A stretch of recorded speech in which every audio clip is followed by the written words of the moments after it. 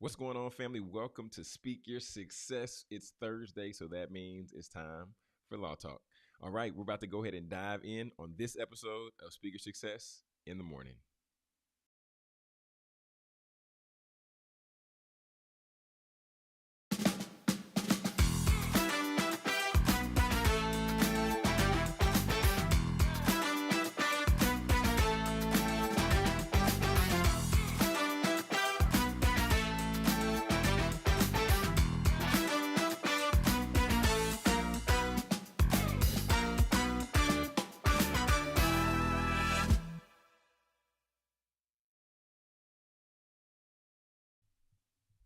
What's going on? What's going on? What's going on, successors?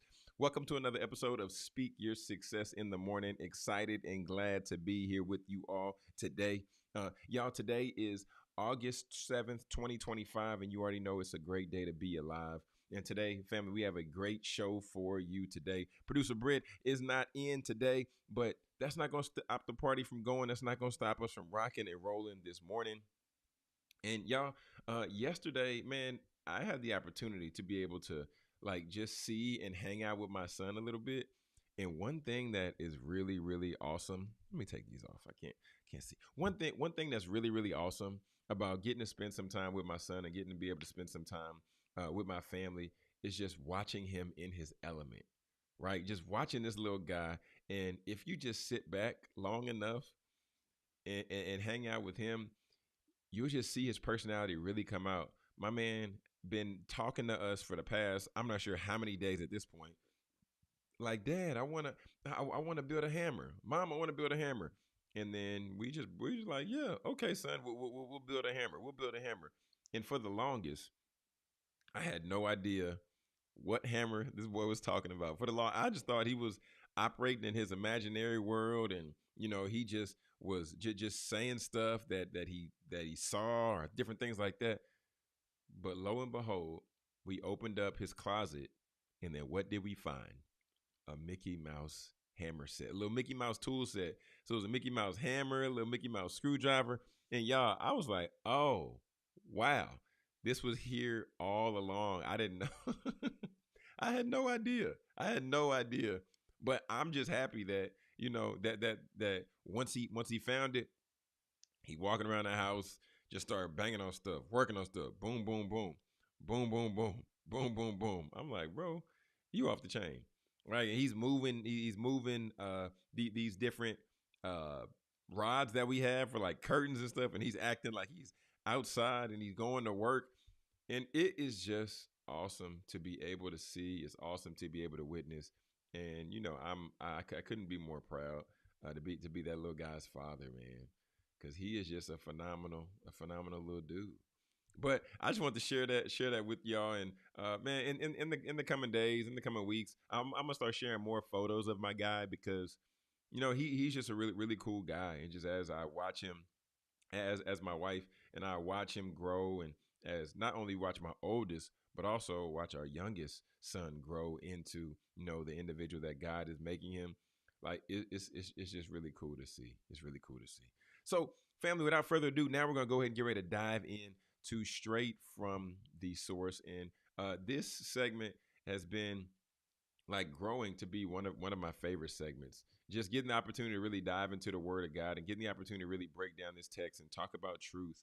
And I brought up my son. I brought up my son initially because today what I want to hit on and what I want to talk about is coming from Matthew, the 18th chapter. And in Matthew, what are they talking about? They're talking about childlike faith.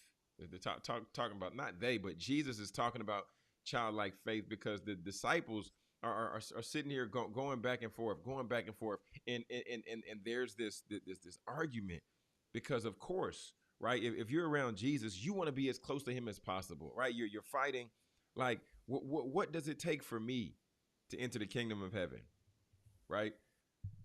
And they're trying to get to the point to where they're trying to understand their rank. And of course, right? Of course, if we're at the spot and at the position to where you're right there, right before the Father, and as you're sitting here talking and having these conversations, you want to know where you stand. So I want to actually hit on verse 1. Verse 1 says, "At the time the disciples came to Jesus and said, 'Who then is the greatest in the kingdom of heaven?'" Who then is the greatest in the kingdom of heaven? And then it says, verse 2, "And he called a child to himself and set him among them." Right? Y'all, man. Okay. Okay. He called a child to him. And then what did Jesus say? And he said, "Truly I say to you, unless you change and become like children, you will not enter the kingdom of heaven. So whoever will humble himself like this child, he is the greatest in the kingdom of heaven." Why are we breaking down that text today, John? Why is that relevant? Make it plain, make it make sense. Y'all, in the text, Jesus is creating a comparison between becoming like a child. Why? Why become like a child? Because children are trusting, right? Children will, they're, of course, of course, depending on the child, some children, no, I don't know you, I don't like, but children know, like innately within them, like they know I can trust this person, or they know, stranger danger. But in this text, Jesus is creating a comparison because the way that a child trusts, but even beyond that, the dependence to receive from others. And I want to ask you, when was the last time that you allowed yourself to operate in this space like a child?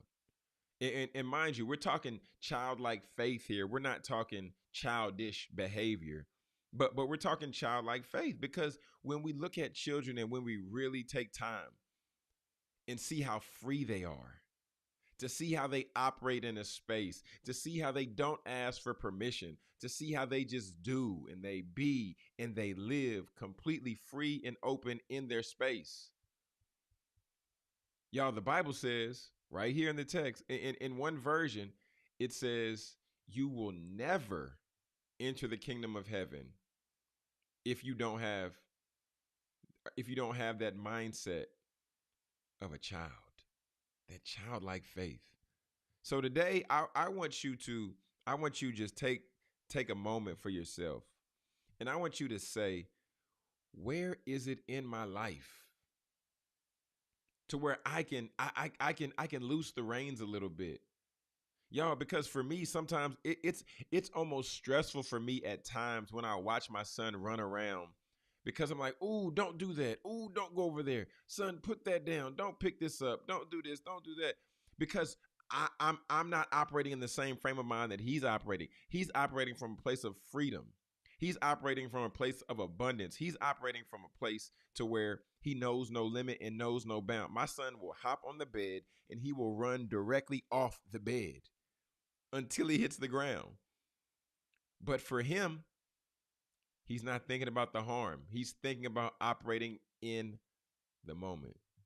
So, family, the challenge that I have for you today is, when it comes to us sitting, reflecting, and looking at this text, and where we hear Jesus say that you will never enter the kingdom of heaven, you'll never enter the kingdom of heaven until you become like little children, allowing ourselves to submit to him in that way. My God in heaven. Family, that has been straight from the source this morning. I hope that blessed you. It really spoke to me this morning as I was sitting here in my quiet time and just really looking at that text, just really looking at it, really seeing it, and thinking, how can I become more humble like a child? How can I become more trusting in Jesus like a child? Because at the end of the day, it says, hey, that's the way for you to truly enter the kingdom of heaven. Family, that's been straight from the source. If you enjoy and appreciate our show here and this content, I would just encourage you to smash that thumbs up button. And also, family, make sure that you subscribe so that you don't miss any episodes and any content that we roll out here at Speak Your Success.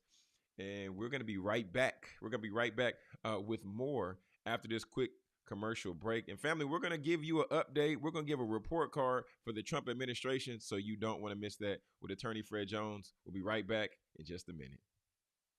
Looking for timeless pieces that make a statement? Discover the Jewelry Department, where elegance meets craftsmanship. Owned by Miguel Contreras and located at 13505 Mumford Place, Suite 103 in Dallas, the Jewelry Department is your destination for stunning, one-of-a-kind pieces designed to elevate your style. From classic designs to modern trends, we offer a curated selection that reflects sophistication and artistry. Because we believe your jewelry should be just as unique as you are. Visit us today at the Jewelry Department, where every piece tells a story. And let us help you find the perfect piece that speaks to yours. The Jewelry Department, elevating your look with elegance and style. Find us at 13505 Mumford Place, Suite 103 in Dallas.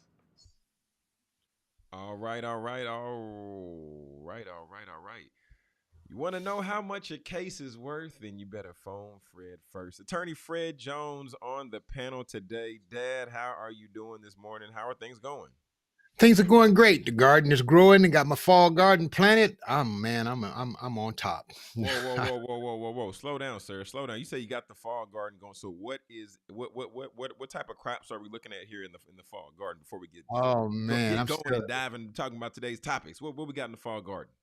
tomatoes, Mm-hmm. cucumbers, collards, rutabagas. Uh, Rutabaga. uh, Wow.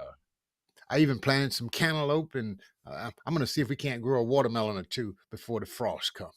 Wait a minute. Wait. What? So how does one prepare a rutabaga? Like what goes? What? Like what? How do you cook that? A rutabaga is a cross between a cabbage and a turnip. It's a cabbage and a turnip combination. It's a root plant, and it's a root. It comes often with a ball. It is very hard. You peel the rutabaga. There are about three ways you can prepare a rutabaga. Peel it and then chop it up, and you can boil it and make it like mashed potatoes. Put a little olive oil, salt, and pepper on it. Man, it's great. That's a rutabaga. Boil it. Number two, you can chop it up and you can bake it. Bake it kind of like baked French fries. Chop it up in little chips. Put a little oil on it, olive oil, salt and pepper. Stick it in the oven. Bake it 400 degrees temperature. Or you can chop it up and put onions and garlic and celery in it. That's it right there. That's That's a rutabaga. rutabaga. That's cucumber right there. There's a rutabagas over to the right there. Yep, those are Okay. rutabagas.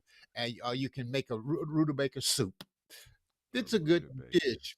Rutabagas, Okay. rutabagas. Wait. Yeah, You said a rutabaker is a a mix between cross. A a a turnip and turnip a and collards, a hmm. cabbage, turnips and cabbage.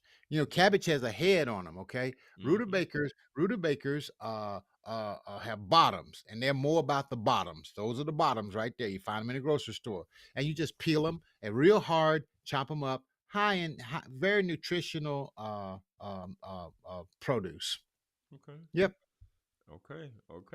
That's what we got going in the garden. Okay, fair enough. Yeah. Fair enough. Yeah. Okay. Yeah. You said you got some. What else did you say? You said cantaloupes, and you said Cantaloupe. some watermelon. You're gonna try to get some more watermelons. I planted a watermelon. You can produce a watermelon in 90 days, right? So if I Mm, planted on August the 5th, then September the 5th, October, November the 5th, I should have a watermelon by November the 5th. And normally the frost is later on in November, okay? So I should okay. have watermelons before the frost.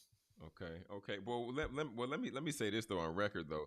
That the last watermelon that you brought down this way, Dad, I was eating watermelon for 3 days. Hold on, let me see if I can pull up a picture real quick. But Yeah. I was eating watermelon for 3 days, and I talked with my father-in-law yesterday because he comes over every Wednesday to hang out with us and hang out with to hang out with Gabe and a little bit with Judah.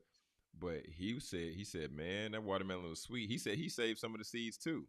So, Yeah. hey, man, I just want to let you know you did your thing with that watermelon. Oh, let's see. Here we go. I That got a watermelon photo grew here. right outside of my bedroom window, right in my Wow. backyard. I watched it grow. I nurtured it. Yeah, I got a garden in my backyard. We removed some trees, and when we removed those trees, it gave me a sunshine spot. And man, that's all I needed was a spot with some sun in it. and because most vegetables, fruit and vegetables, require sun. Almost all of them do. They require sun. You got to have sun. The sun produces the photosynthesis, and photosynthesis is what converts the chloride, the chlorophyll, and all the things in the air to make the fruit grow. hmm Fair Because enough. anytime there's color, there's got to be sun. Hmm. Okay. Okay. You sound like a real Watermelons farmer are over there. red. You see, sound like Farmer Fred instead of Attorney Fred over there right now. Or you Oh, can I be do. you can be both and you can be both Oh, and. I do it. I do it because I love the game. Do it because I Okay. love it. Fair enough. Fair enough. So okay. So let's go ahead and transition now. Let's go ahead and get ready to dive into law talk and family.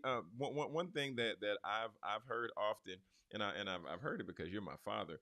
But one thing that I've begun to learn is that it is amazing to have legal counsel in your corner.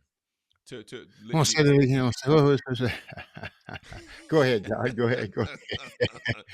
Say, I say, mean, say, say, say, say that. Say that slow for the people in the back of the room. yeah. For people in the back of the room, for the people in the front, hello, lights and walls. Okay. It is essential for you to have legal counsel. Here's why. There are so many areas and opportunities to where now more than ever before, people can be swindled. But even beyond that, just so that you're protected, take preventative measure, right? It's that, because with me speaking and with me, what I'm doing on this side with the media company, I look at agreements. I've looked at contracts. And previously, of course, I will go through it and I'll sign it to the best of my ability.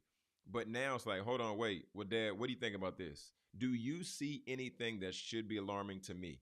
Right? Is there any language that I maybe should be looking at, any areas of this contract I should look at and consider? So, gratefully, I was able to reach out to you last week, and I had an agreement for you to look at and thumb through. And you're like, John, have you considered this? Have you considered that? And honestly, I really didn't on some of those areas. So, thank you for providing that legal counsel and for the legal counsel that you provide for so many others. And family, if you want to take advantage of the legal counsel that attorney Fred Jones here is offering, go to fredjoneslaw.com. fredjoneslaw.com. Okay. So, Dad, let's go ahead and dive in. Now, the first topic that we have on the chopping block is right here. Okay. So, the Amazon Ring camera is partnering with Axon, the maker of the police body cam tech, to reinstate police access to doorbell footage without needing a warrant. Just off the headline, what are your thoughts there on the headline, Dad? Invasion of privacy. Say more. Say more. Please say more. Privacy is a major protection under the Constitution, and we as citizens have a right to be safe in our homes Mm, without intrusion or invasion. This is something that the Constitution has protected for many, many years. Now, what we're wrestling with today is not only the Constitution, but what we're wrestling with today now is technology. Okay. And the wheels of justice turn slow, and the law has not caught up with technology. mm, And technology is, in the words of Gary Vaynerchuk, undefeated, right? Technology is undefeated. So we see technology moving fast, fast, fast, but the law is going to probably push back on this kind of technology because it crosses the lines of someone being able to be private, to be secure or safe or private in their own home. Now, they might be able to get access through the not needing a warrant, but I'm going to tell you how it happens. When we use this kind of technology and merchandise, so many times we sign over our rights and we waive our rights in the terms of use. So if you mm. sign the terms of use and you give Amazon or the producer of this camera an agreement that says you're welcome to invade, you're welcome to look in, and we waive that in the use terms of this technology, you're going to have a problem. Okay. And the reason why I wanted to really bring this to the forefront, me and producer Britt were talking about this just the other day. But one aspect of this here is Well, let me just read a little bit what it says. It says Amazon Ring is once again allowing police access to users' doorbell footage, reversing a major privacy decision from 2024. The company is teaming up with Axon Mega Police Tech body cams to relaunch its request for assistance feature through Axon's platform. This lets law enforcement request short clips from users during investigations, with users opting in voluntarily. Okay. So the footage is encrypted and shared only with consent. And Axon says it won't disclose who declines, but Ring says the goal is safer neighborhoods. But critics warn this could increase surveillance and misuse, especially with AI alerts and potentially amplifying biases. So, I understand why people like to say, I'm going to go off the grid. I'm just going to go live out in the woods. I'm going to abandon all technology. I understand it better and better because it's almost you. We're almost. It's almost.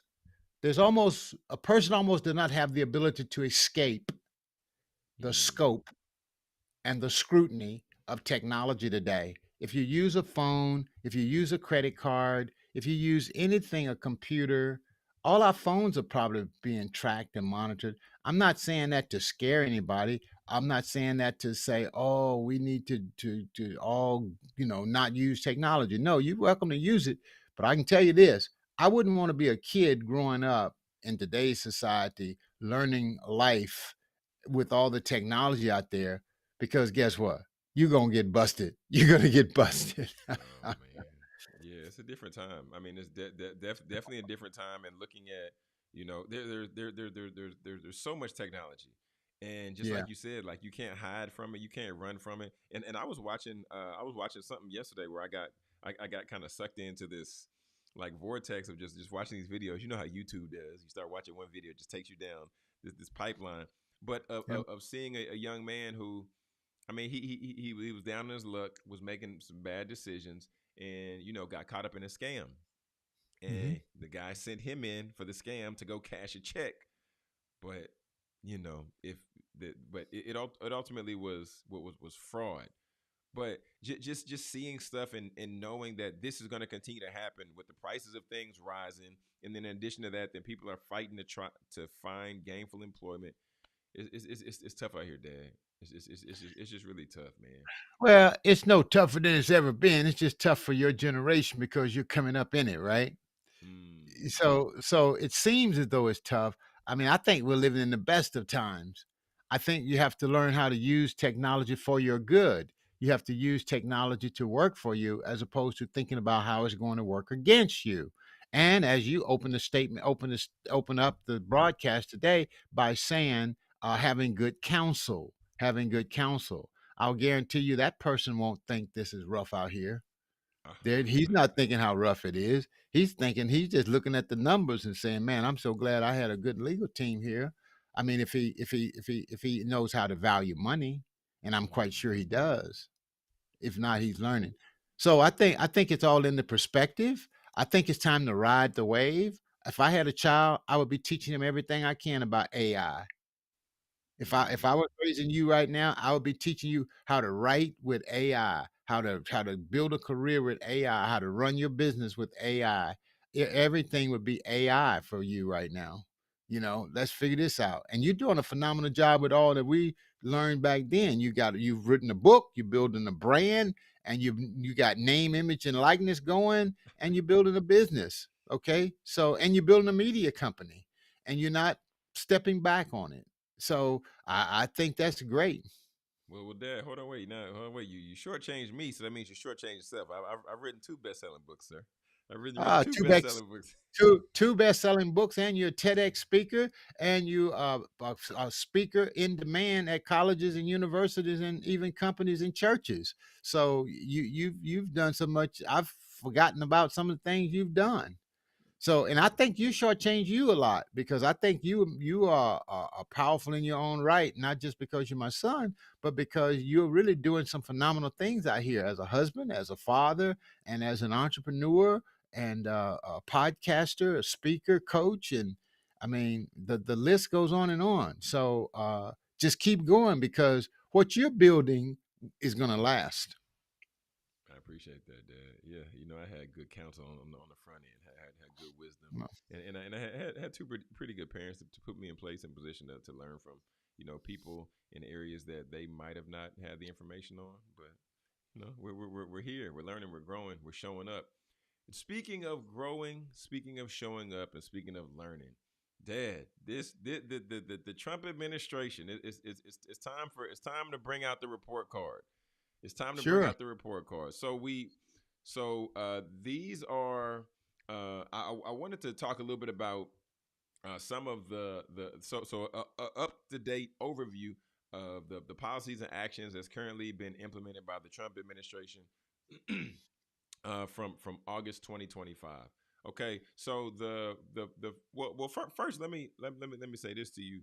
Um, let me just go down the list. Let me go down the list. Okay, so domestic policy highlights. So first we have the immigration and border control. Okay, so I'm first we got quite the sure he get an A on that one, doesn't huh? he? You get an A plus on that one, dog. uh, I hadn't seen the report card. I don't know what it looks like. well, no, But no, I'm no, quite no, no. I'm just saying we're doing our own personal run. We're doing our own personal run. okay. All Just to share some thoughts on what you got an A on that one. But okay, so in terms of like how our community is affected, right? Right. So looking at looking at border control and declaring a national emergency at the southern border and deploying military resources and expanding these physical expanding these physical barriers, like with the whole catch and release policy that's been ended. Dad, let's just start here with immigration and border control. right. Hmm. From an attorney's perspective, I feel like we talked about this a couple weeks ago, like with what was going on, like down in Florida as well. But from an attorney's perspective, and when we think immigration and border control as it's associated with Trump and with his administration, what have you seen? Well, from a attorney's perspective, and what have I seen? There's been political hype. There's been media amplification. There's been legal laws that have been enforced, and there's been a lot of fear that's been piped in around this issue, right? Mm-hmm. Okay. So that's something to think about. But I want to give you a perspective that we often don't hear from. I have a buddy, a friend, a colleague, gentleman that I know. He's lived in 3 or 4 different countries. And he said, we here in America, when we hear about immigration control, we think that perhaps we should be soft and leave the border open and let everybody come in. He Mm-hmm. said, but in these other countries, he said it is a nightmare trying to get your documentations to become a legitimate citizen of and to be there legally for himself and his family. He Mm-hmm. said, so all you need to do is travel abroad and see how other countries approach immigration, and you might have a different outlook on how this president is responding to immigration laws here in America. So I like to look at things from a global perspective and a big perspective. And there has to be limitations and restrictions and so forth. But the way that it's being done is playing on the hearts of Americans, and it is terrorizing people. But I'll say on this issue what I've said to you and your brother all your life. There's no right way to do the wrong thing. So if you want to be an American citizen, do it the right way and welcome aboard. But if you want to do something illegally, improperly, then there's going to be a price you have to pay for it. And this president has been able to strike a chord that resonates with people and has caused he's gotten great mileage out of it from a legal perspective, a political perspective, and a media perspective. He's just learned how to do this. Whether you like it or don't like it, it's what he's doing, it's what is happening, and it's what the majority of Americans voted for. So you're saying that if we if that That if some of us took a little travel, hopped across the pond and went different places, then the initial feeling that we have for the border patrol, border control, it potentially could shift. Is what I That hear is you saying. correct. That is exactly what I'm saying. That's exactly what I'm saying. When you begin to look at this from a broader perspective and from a bigger picture, so often, John, we get narrowed down into a little foxhole, and our Mm, foxhole is black and white, black and white. mm, Well, I've learned that there's a bigger, broader picture, and if we continue to think us and them, B's and W's, red and blue, if you continue to think like that, you're gonna always find yourself behind the eight ball. But if you begin to think that we are one and that we are America, I think you're gonna have a better experience at being an American and being a citizen in this great country. Think man. of yourself as much of a citizen as anybody else and don't marginalize yourself. Don't put yourself in a less than situation, us and them against anybody. Just be an American and enjoy the benefits of a beautiful, beautiful country, regardless who's in the White House, because they're all crazy. All right, all right. So border, yeah. I mean, I mean, we could talk so much more about that, and I'm definitely with you on that because even one thing, just taking a step back and looking at being a father, at being a husband, and having a family. For me, thinking how I can best protect my family, that easily can shift and cause some pause on border patrol or shifting certain beliefs and operating a certain way because like I don't want anybody and everybody just coming over here because if anybody and everybody come over here then at the same time that could put my family in a vulnerable position, right? So just looking at it like that, considering these things as well. Well, it's okay for anybody, everybody to come over if you come over legitimately and legally. It's the Mm, illegals, it's the criminal, it's the element that comes that's not going to play by the rules. And when people don't play by the rules, then you're going to have you got rebellion, you got resistance. And because if some of us play by the rules and others don't play by the rules, and that's the problem we have here in this country. There are two sets of rules for people, and we got to try to figure out a way how to get make the same rules that apply for him apply for me, even though we know they don't. So we just got to put ourselves as much as possible as full throttle Americans, in my opinion. all right, all right. So let's talk a little bit about civil rights and gender policy. This executive order 14173, January 21st, 2025. This was the one dismantling diversity, equity, and inclusion, accessibility, DEIA, programs in federal contracting, centralized enforcement under the Department of Labor. Dad. Dismantling. Dismantling DEI. I remember during the it was it the Biden administration or the previous administration. I don't know if it's Mr. Obama's administration when they were taking down all the symbols of the rebel flags, Oh the yeah. any vestiges, any monuments that was being taken down regarding the Confederate. That's what it was. All these Mm-hmm. Confederate images was being removed. I remember here in Birmingham, they took down a statue that had these things removed. We live in a two-party country, Republicans and Democrats, and there's always pushback from one to the other. This dismantling, if you will, is just a response to that. It's a Mm. response to the removal of the Confederate flags, the removal of all the vestiges of slavery. America doesn't want to remember what has caused it eternal shame, and that's slavery.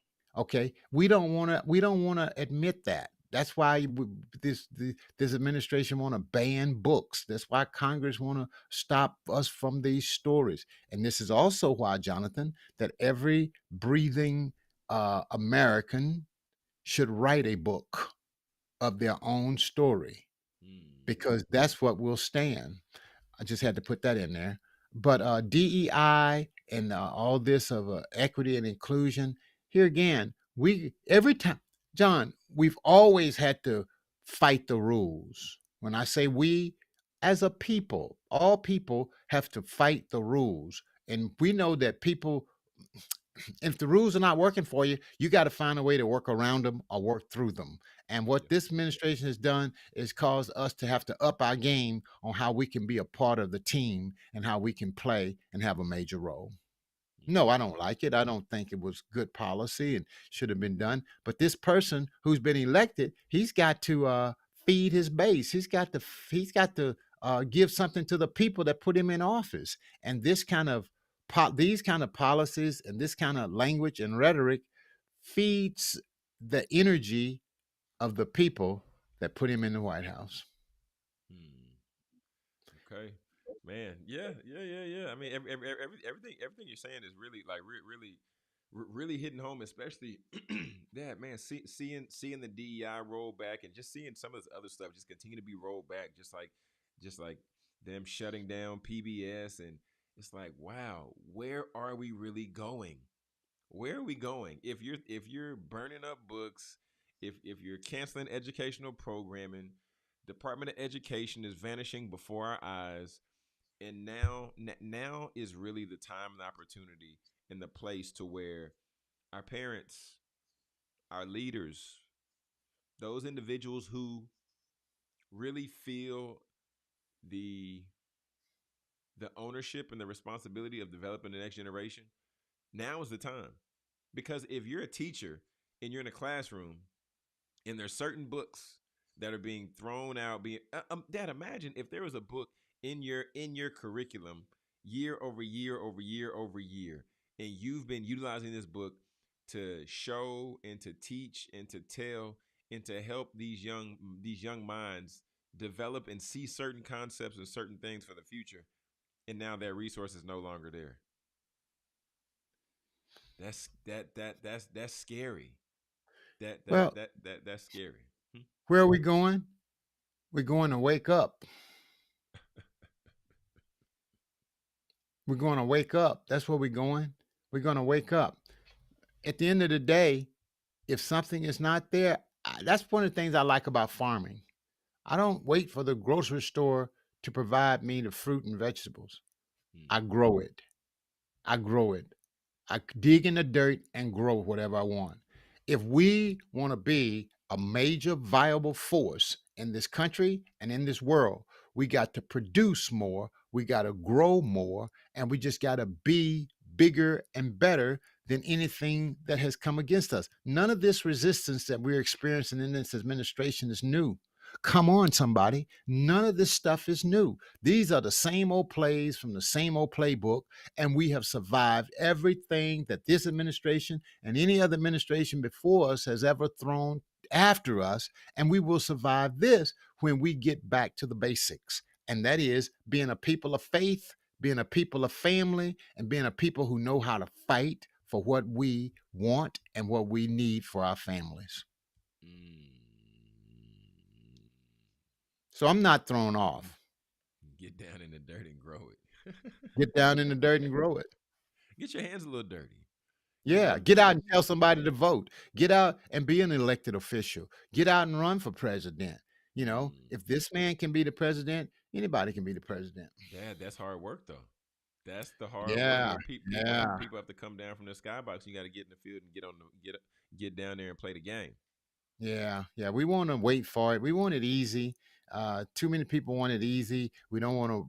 We want to blame somebody else, and we want to think somebody owes us something. That's not the way this works in America. You got to get out Mm. here and work, fight, scratch, claw, and make it happen. Okay.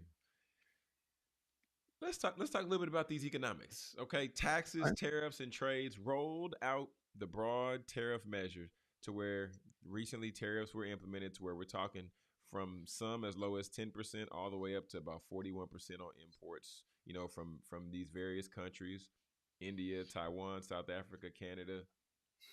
Dad, when we began to look at this, uh, what what are your thoughts in terms of how not only how this is affecting us, impacting us, But where's the benefit where is the light at the end of the tunnel here? Well, the light at the end of the tunnel is, how does all this trigger our economy? Mm, How does this how does this enhance or hinders our relationship with these countries? Okay, everything is about the GEP, the gross economic product, right? Everything is about, commerce. And this administration has felt that we weren't getting a fair deal from some of these countries, and that needed to change. And so this president stepped up and started pushing those changes, and as a result, we're seeing the tariffs do what they do. I think a lot of this has kind of settled down. At the end of the day, it all boils down to the money trail. Okay. I was looking at the news report the other day how Mr. Musk has gotten a big payday, right? How he got a big payday from some of his deals or some of the things that he's done. At the end of the day, if I'm going to play, I got to pay. And who I'm going to pay? I got to pay the people who put me on the throne. How am I going to get it? I'm going to get it through tariffs. I'm going to get it through cutting programs. I'm going to get it through taking from those who didn't support me to give it to those who did support me. mm, mm, mm. So Okay. it's about finding money in order to fuel and to feed and to fund those who supported me Scratch my back, I'll scratch yours. at All the end right. of the day. All right, all right. We're going to take a quick commercial break. And then when we come back, we're going to talk a little bit about Sheduer Sanders and how he's really shaking up the NFL and making some people scratch their head. Family, if you have not hit the subscribe button, make sure you subscribe. If you're enjoying this content, hit the like button, and we'll be right back in just 1 minute for more Speaker Success in the Morning. Do you want to feel confident in your skin every day? Introducing Skin Rituals, a luxury home-based skin studio that specializes in hyperpigmentation, acne, and personalized treatments for every skin type. Owned by solo esthetician and registered nurse Courtney Durham, Skin Rituals is all about curating facial treatments designed just for you. Hydrate, brighten, nourish, and soothe your skin with expert care and cutting-edge techniques that promote natural healing. Whether you're looking for a relaxing facial or a transformative chemical peel, Skin Rituals offers results-driven treatment tailored to your needs. With over 7 years of experience, Courtney's goal is to help you safely achieve the healthy skin that you deserve. At Skin Rituals, we believe that taking care of your skin is an investment in your confidence. Book your appointment today and leave every session feeling grateful for the choice that you made to take care of yourself. Skin Rituals, because your skin deserves the very best. All right, all right, all right, family. Welcome back. Welcome back to Speaker Success in the Morning. Currently 45 minutes after the hour. We just got done talking about giving the rating and review on President Trump's administration and, what they've been rolling out since he has been in office. Now we're going to lighten up just a little bit because we got to give y'all a little bit of news like we talk about all the time. We're here to educate, we're here to entertain, but we're lastly here to empower you. And this article that I found, or this breakdown, I feel is something that's really, really empowering, really encouraging. Because I saw it the other day and I was like, what is this? Well, what is this? And then I said, I want to wait to bring this to Attorney Fred, because I know when it comes to specializing in ultimately clients who celebrate their worth, ultimately coming to the space and a place to where it's somebody who understands the value of IP and somebody who really can give some not only language but also just some perspective. That I knew you were the right guy. I knew you the right guy. So I want to talk about this just briefly here, and I want to talk about this the prime equity clause. Right, Sheduer Sanders has a prime equity clause in his contract with the Cleveland Browns. And as you see highlighted, it says it gives him a share of revenue from merchandise, sponsorships, and promotion tied to his name, image, and likeness. And I want to put a pause here really quick. And I want to say traditionally, NIL was Well, not even really traditionally, because like maybe the past 3 years. But NIL has been something that really has only applied to collegiate athletes, right? So this has been them being able to profit off their name, image, and likeness. However, Sheduer Sanders is no longer a collegiate athlete. Sheduer Sanders is in the NFL. And I'll just read the rest of this right here. It says this informative clause transforms him from a typical player into a business partner. Hello, allowing him to benefit directly from the commercial success of his personal brand. And it also gives him ownership of his personal media content and digital platforms. Attorney Fred Jones, talk to us, sir. What's your first reaction from hearing that information right there? You don't get what you deserve, you get what you negotiate. Mm, You don't get what you deserve, you get what you negotiate. This prime equity clause is real. Um, it's the first time any rookie or veteran player has ever gotten an equity clause, a prime equity clause contract. I take my hats off to Mr. Sanders. But John, what we're seeing here is a manifestation of fatherhood. mm, This is how valuable a father is in a son's life. A wow. father sees further. A father sees farther down the road. And this is a tribute to someone who's been there, done that. Mr. Sanders, Dion, has been there, done that. He is prime time. Okay. And he has leveraged his name, image, and likeness. And he taught his son and he's teaching his sons and daughter to do the same thing. My impression of this is just phenomenal.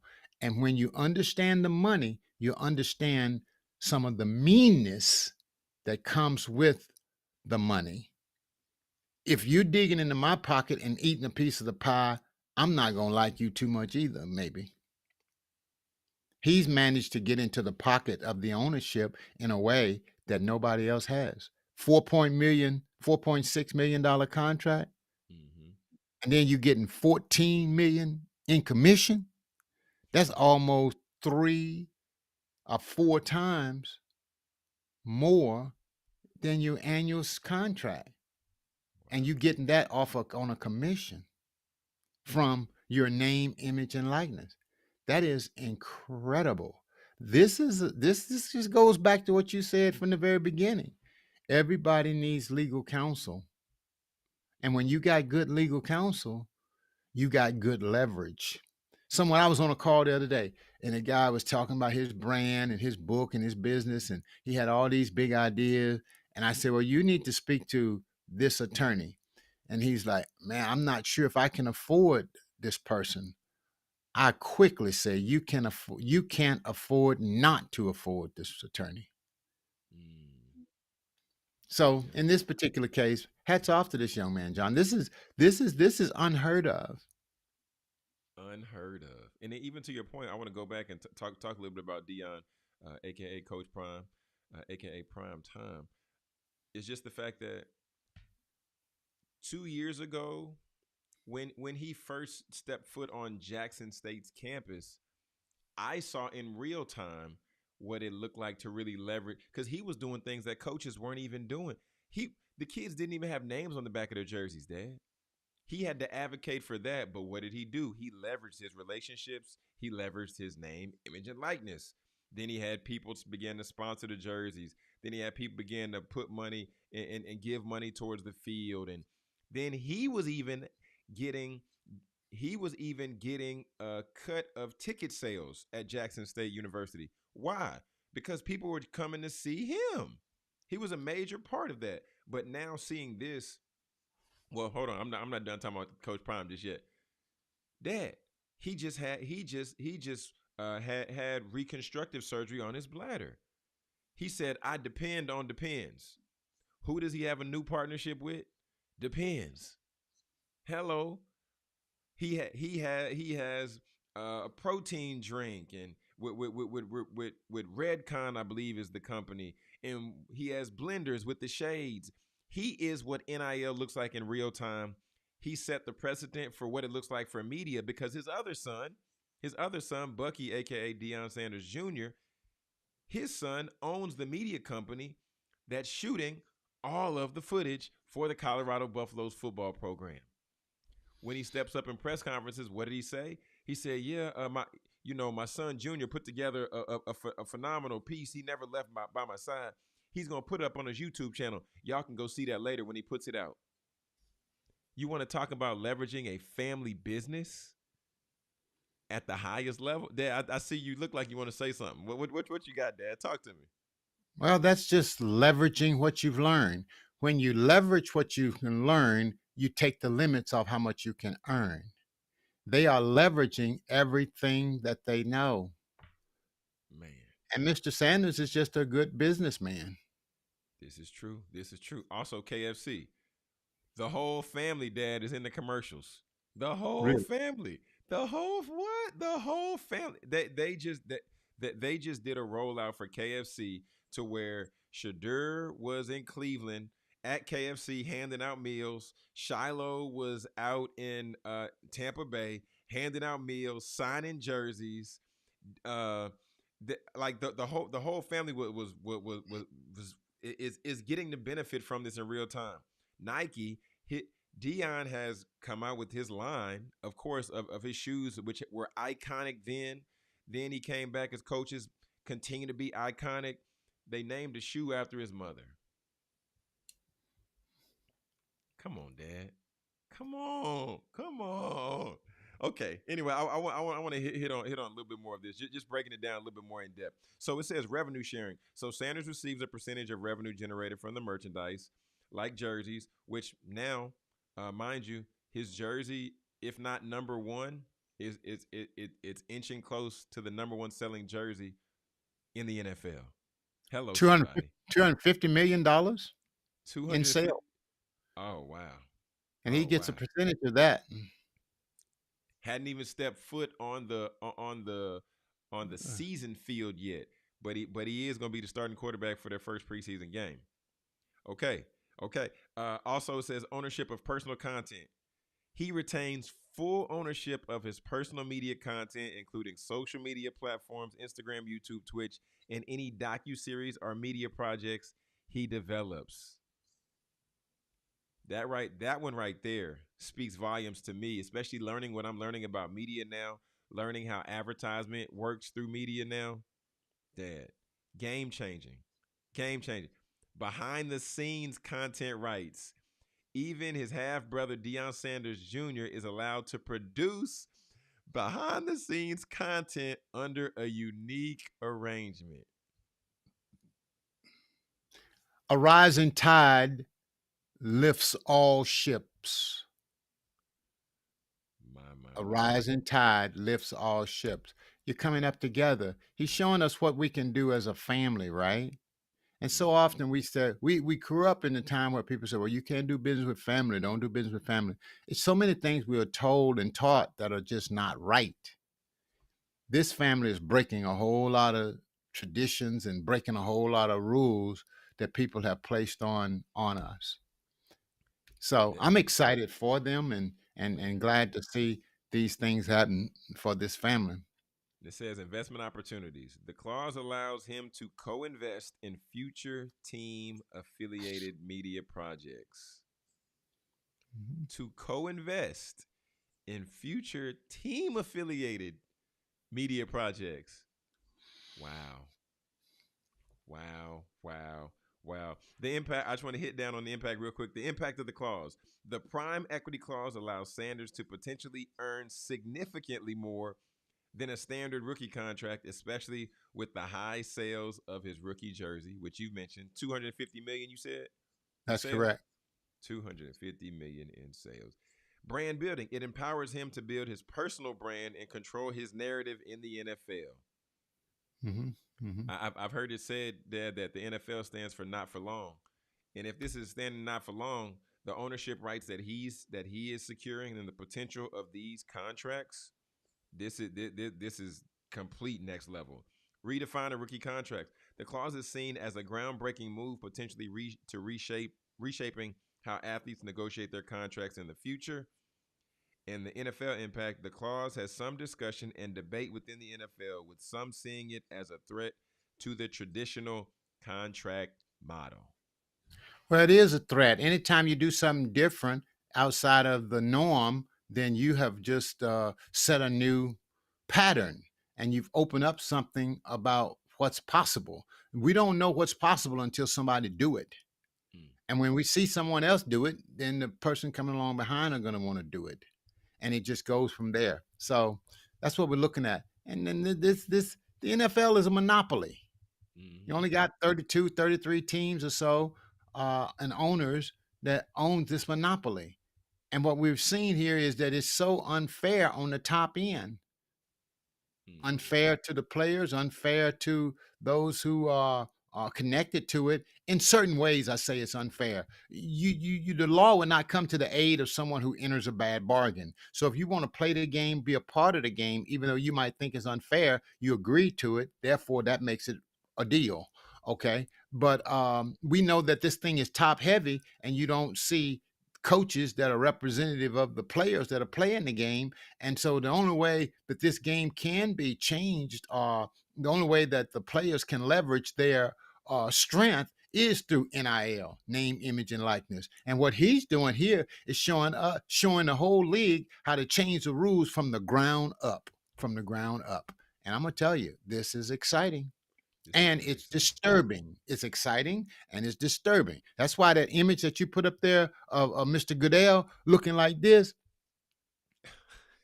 they were caught off guard like a deer caught in headlights My. because these clauses sometimes go overlooked by the attorneys on the other side. Oh, once again, this is why you need quality legal counsel. Quality legal counsel, not some Joe Schmo, Joe Blow, Joe Mo. You need quality legal counsel. And lastly, Dad, I want to hit on this. Yeah. There's no current NFL player who holds equity in the NFL team they play for. And the reason why I want to say that is because Caleb Williams, the quarterback for the Chicago Bears, that was one of the things that he shared that he wanted to that he was looking to secure in a contract. But I don't think that went over anybody's head. They're like, no, no, no, no, no. That's not gonna fly. However, there's no current NFL players that hold equity for the team that they play for, but there are individuals like Patrick Mahomes who has expressed that he has expressed that his long term desire is to hold a minority share after retirement, but not the NFL that he holds ownership in. But we've seen him and other athletes begin to secure ownership stake with MLS teams, baseball teams, different things like that. But individuals like Tom Brady has an ownership stake with the Los Angeles Raiders. However, that's not while he's been playing. That's just been post career. So these are things to consider. This is, like you said, this is an exciting time, but this is also a time to where we need to know what we're talking about. You need to have your information. You need to have your resources. You need to have your legal counsel so that you can have these conversations with them behind closed doors. And then when you go out and you're creating and bringing forth a united front, so that you can begin to lock these in for your legacy, for your family, for your career. Because, Dad, at the end of the day, you don't get what you earn, you get what you negotiate. You get what you True. negotiate. True. Fact. All Fact. right. All right. Fact. All right. So it's 7:01. We're 1 minute after the hour. As always, appreciate attorney Fred Jones, aka my father, coming on, joining us here on the panel. And family, just like what we talked about here today, and we talked about these various opportunities to where legal counsel is very, very essential and very important. If you would like to seek out legal counsel with attorney Fred Jones, then go to fredjoneslaw.com. All right, fredjoneslaw.com. Want to know how much your case is worth? Go to fredjoneslaw.com. Dad, thank you for joining us here on the program. As always, it's a pleasure to have you here and to do life with you, to do life the right way, to do life the right way and be in community with you. It really means a lot. I don't take it for granted at all. Same here. And I'm honored to be here. And I wouldn't have it no other way. Thank you for this opportunity today. right. There we go. There we go. Family, we're gonna go ahead and wrap this thing up. Go ahead and get out of here. Man, that was exciting to be able to close out the show, talking about the prime equity clause and seeing what that looks like and what that means. But at the end of the day, equity. Equity, equity, equity, equity, equity. So understanding your value and then negotiating for it. And like we saw with Sheduer Sanders, a lot of people had many things to say about the contract that he signed for his rookie contract. He could have got 50 million more. He should have been this. He deserved this. He deserved that. He didn't get that on the front end, but he wasn't mad. He wasn't upset, or at least he didn't show it. But he worked it out on the back end to where now he's probably going to benefit better than a lot of other players. So, family, understand what your worth is, know what your worth is, and then fight tooth and nail to make sure you get it one way or the other. Family, this is Speak Your Success in the Morning. We're live right here every Monday through Friday, 6 a.m. Central Standard to 7 a.m. Central Standard. So always make sure that you tap in with us so you don't miss out on any of the content. Okay, so subscribe to Speak Your Success Media on YouTube, and that way you will get this content. Or you can listen to us on your streaming providers like Spotify, Apple, and whatever you get your podcast. Okay, so family, we're gonna get out of here, but remember, all right, speak your success, believe in your greatness, and continue to create the life and business of your dreams. Why would you and why should you live any other